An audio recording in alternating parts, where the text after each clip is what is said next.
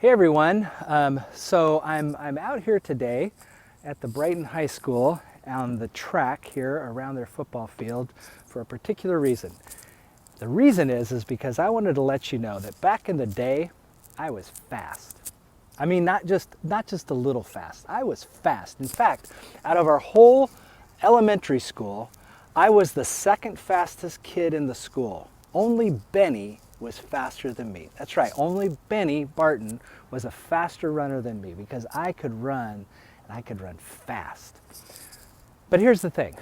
Later on, when I played football, I realized that my fastness was not so much the asset that I needed it to be. Because you see, when I ran, I just ran. I didn't plan my running. And so when they would say, Scott, I want you to go through this hole and do that thing, I would go, and if there was a big old guy there, I would run right into him because I was not a very smart runner. I was fast, but I didn't always pick my lanes. I didn't always pay attention to what was going on around me. And the thing about being fast too is later on, nowadays, I'm not quite as fast as I used to be. In fact, I found this out. I was on a mission trip once in Guatemala, and we were working with kids, and they were doing all these races with these little kids. And then the teachers of the school decided that they would race us leaders. And I'll tell you what, I got on that starting block, and they said go, and I was running like the wind. My head was down, and I was pumping it, and I was running, and I went to look beside me to see how far ahead I was of everybody else.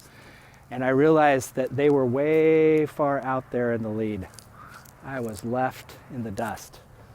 You see, I was fast at one point, but I wasn't always a smart runner. I was fast, but that fastness faded.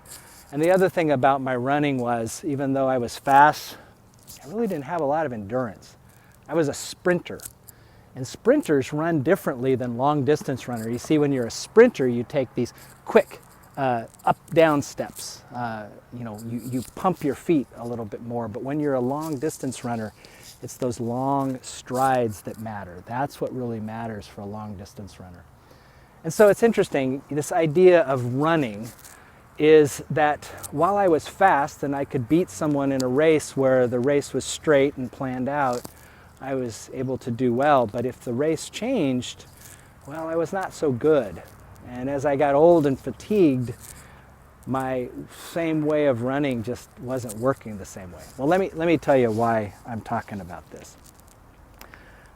A passage came to mind, and again, it's one of those passages that has been one that I've used often in my ministry and one that has been kind of committed to memory. This one comes from Hebrews chapter 12, just the first two verses of this. Now, the author of Hebrews has just gone through this litany of people that lived a life of faith, and he talked about how by faith they did all these wonderful things. And he talks about them as this great cloud of witnesses that are before us to show us how to run the race of faith. And then he says this. He says, therefore, since we are surrounded by so great a cloud of witnesses, let us lay aside every weight and the sin that clings so closely to us, and let us run with perseverance the race that is set before us, looking to Jesus, the pioneer and perfecter of our faith, who, for the sake of the joy set before him, endured the cross, disregarding its shame, and taking his seat at the right hand of the throne of God. Okay, now here's the thing that really stood out to me in that verse. It was that part where it said, let us run with perseverance the race that is set before us. Now that was really an important part for me when I looked at it this week. Because see, the thing is, we have to run the race that is set before us, not the one that we necessarily want to run.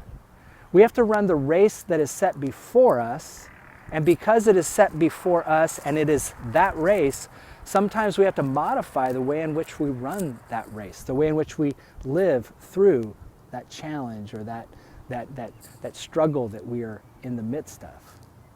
Let us run with perseverance the race that is set before us, not the race that we want it to be. Jesus ran the race that was set before him. In the Garden of Gethsemane, he prayed that God would take away the cross that was before him, the struggle that was before him. And yet he said, your will, not my will, because Jesus ran the race, went through the journey that was set before him. You know, we're in the midst of some challenging times. And the race, the journey, the struggle, the trial that is set before us may not be the one that we want to run, but maybe it's the one that we have to run. And so as we continue to journey forward on this race that is set before us, let us recognize that God is going to be with us, not in doing it the way we want to do it, but in the race that is set before us. So, once again, as always, thank you for listening, and I appreciate you tuning in to this because really we are all in this together. So thanks so much.